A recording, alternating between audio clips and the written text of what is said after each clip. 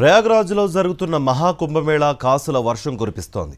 ఇప్పటికే 60 కోట్ల మంది ఇక్కడ పుణ్యస్నానాలు ఆచరించిన నేపథ్యంలో కుంభమేళాలో వస్తువులు, సేవల ద్వారా 3 లక్షల కోట్ల రూపాయల వరకు వ్యాపారం జరగవచ్చునని confederation of all India traders CAIT అంచనా వేసింది.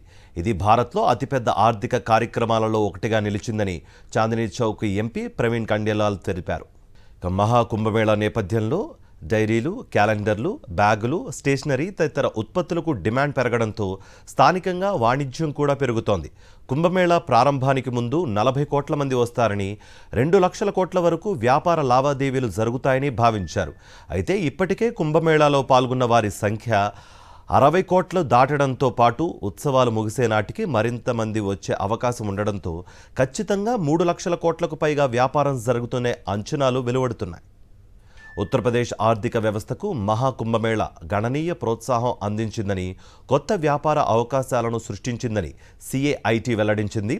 వసతి, ఆహారం, రవాణా వంటి కీలక విభాగాలతో పాటు దుస్తులు, పూజా సామాగ్రి, హస్తకళ వంటి ఇతర వ్యాపార విభాగాల్లో పెద్ద ఎత్తున ఆర్థిక కార్యకలాపాలు నమోదయ్యాయని వివరించింది. మహాకుంభమేళా ఆర్థిక ప్రయోజనాలు ఒక్క ప్రయాగ్రాజ్కు మాత్రమే కాకుండా ఆ ప్రాంతానికి 150 కిలోమీటర్ల పరిధిలో ఉన్న నగరాలు, పట్టణాలకు విస్తరించాయి. కుంభమేళాలో పాల్గొన్న అనేక మంది అయోధ్య, వారణాసి వంటి ఇతర పుణ్యక్షేత్రాలకు వెళుతున్నారు.